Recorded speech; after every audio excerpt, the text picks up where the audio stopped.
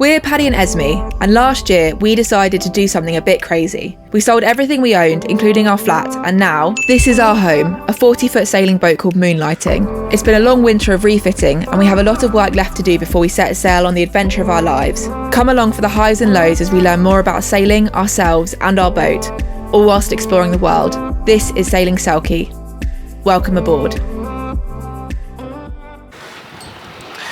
So now it's dried out a little bit. The sun's been out all morning. I'm going to take the opportunity to pull our sails out. I haven't actually looked at the spinnaker and the storm sails ever, really. I just know we've got them. So I've got to pull them out of the fore cabin. They're underneath the berth in there, and just do a bit of an assessment of what we want to do to them. I'm in contact with a sail maker, Severn Sails in Cardiff, so it's only an hour away. And the plan is that we'll take our whole locker up to him and basically go through what's worth repairing and what we might want to replace. Before Paddy could get to our sails, he had to dive into the fore cabin. Over the last few months, stuff has built up in here to the point that you can't properly move. I think we have to start being a bit more ruthless with what we keep on board, otherwise we'll end up taking it all with us. Oh, there's sails. So this looks like a cruising chute that has definitely seen better days. Nice. Like dirty underwear, isn't it? Like rust stains on the cruising chute. It looks like there might be two chutes in here actually, unless it's a particularly multicoloured one. That's one. That's the other. So that would be good to get them out on deck. And then there's another sail bag. Exciting! I knew we had a decent amount of sails.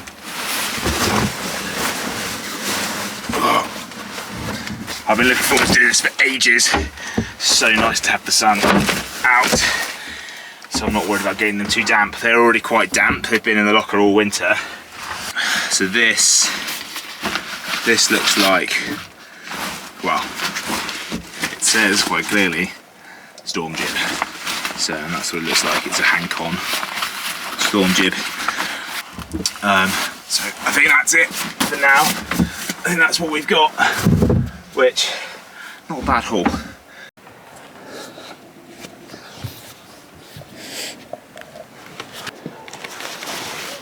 So I've already had this out on passage, so I'm actually not going to get that one out for today. It's the working jib. But yeah, take it, have the sailmaker have a look at whether it needs any repairs or reinforcement, and whether it's got enough shape and stuff for us to keep relying on it. So that's one. Now we've got the storm jib, which I've never seen before, so this should be interesting. So it's bigger than I was expecting it would be for a storm jib. So I don't actually know if this is the storm jib. I've never had to sail with a storm sail, but I've always expected them to be much smaller than that. It actually looks, I mean it's old, but actually it doesn't look like it's been used very much. So now onto the cruising chutes. So I'm pretty sure there's multiple sails in here. Or maybe it is just one big sail with loads of different colours on it. It's absolutely huge. Almost looks like it's got a bit of kind of fouling, or something's built up between where this is double plied here. This just looks a bit manky. I wonder whether that would come out with washing. It looks like it's perfectly serviceable and usable. It's just a question of whether we want a more versatile or an easier to sail with head sail, I think. And it'd be really interesting to see what the sailmaker says and whether he reckons it will smarten up with a bit of TLC. Now we had seen all the sails on board, our minds were racing through all the possible options and combinations available to us.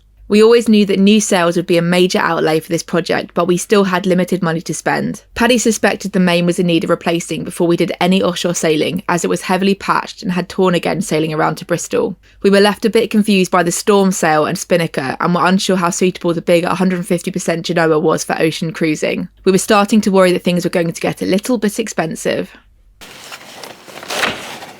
Is she asking to come up? So I've just wrestled these sails back into their bags. Peggy's out here too.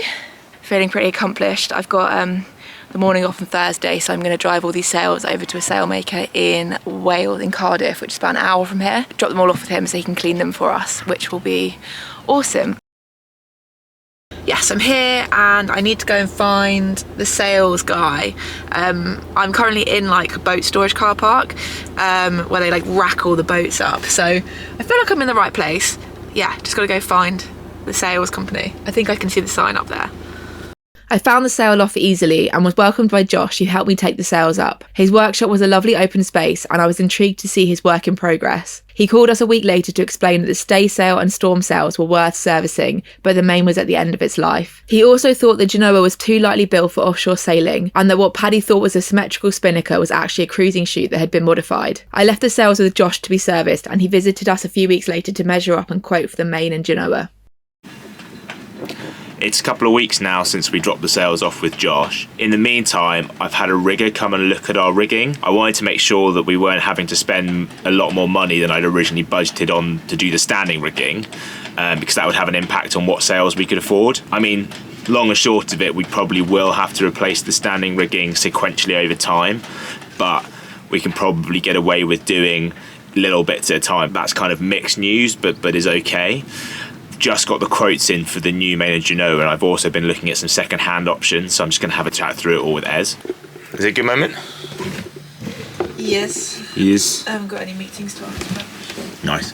Yeah, so, I mean, we've now got the mainsail and Genoa quotes from Josh. So he's quoted basically $3,500 for a new main, like remade, like the same as our old one being remade. My feeling is like we have to do that. Yeah. Like we will, you're relying on it. How much did we budget initially for the sails? Was it $5,000? I think I put $5,000 in my original budget calculations. Okay. And this is what? Sorry, that was 3.5. So that's pretty much all of it. Like, well, it's a good chunk of it on the main. Yeah.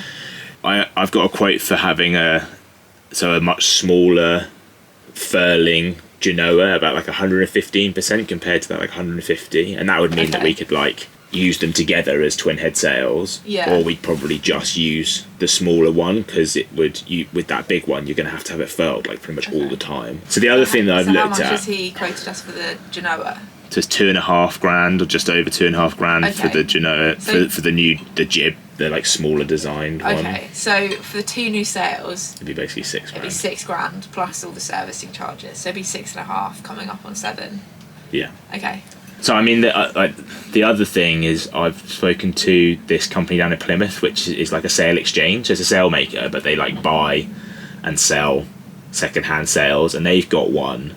They've got a Genoa, which I think will fit on the boat here. It's a bit bigger than like the one I've got designed, but they could potentially modify it down, and it's made of like the same kind of cloth, and it's like a heavy offshore design. So he's quoted me like basically 1,100 quid for the sail plus about 250 quid to modify, and we could lift the clue up to make it more like the kind of Yankee shape that I'd ordered was getting designed. Okay. Yeah.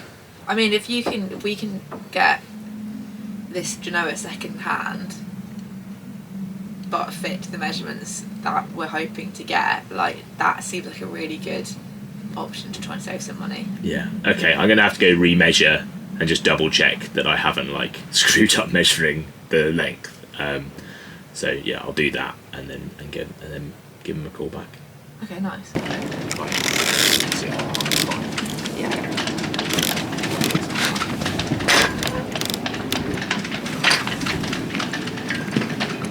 Pick it up then. It rolls, just be careful. Yeah. You ready to take me up?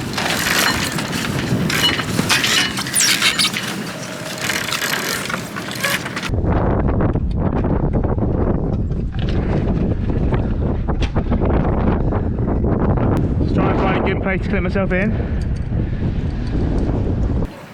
So this is now currently pretty much dead on. Yeah. So can you see if where the knot is? You've pulled the knot out. Sorry? You've pulled the knot out? Can you untie it? Yeah, I will.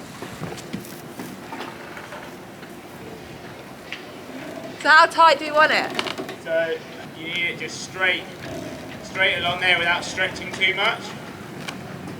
Yeah, like that. How far off is the knot? The knot came undone. Oh dear, can you mark it? Yeah, I'm going to. It's nice up here.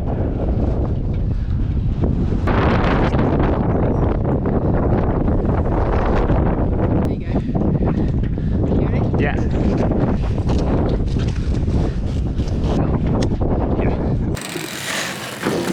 So now, you hold the end of the string. So how much tension do you think it was under? Because this rope has quite a lot of stretch. It was quite tension. Oh! Now if you leave that and come get this.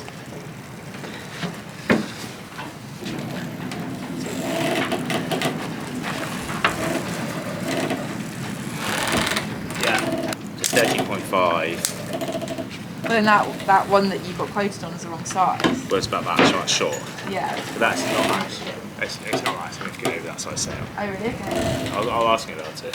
So that's 13.6. I think so. Okay. Assume, yeah. And roughly. the one you found online secondhand was 13. It was 12.87. Okay. So it's quite a bit shorter. Okay. But they had a bunch of 13.4 as well, which we could do the same thing with, but I didn't look at them in as much detail. Okay, so it's worth having a look at those. I'm going to call them now. Okay. Nice.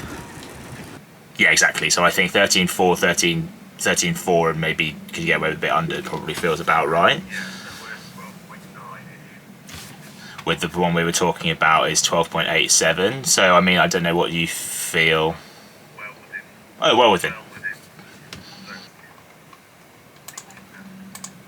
Okay, brilliant. So that sounds like just the ticket. So the result of that conversation is... We bought a new sail. I'm supposed to be working. It's now the afternoon, we're supposed to be working, but Paddy has just bought a new sail, second-hand. So we've saved ourselves about, well, over £1,000, which is really, really nice because the budget is tight.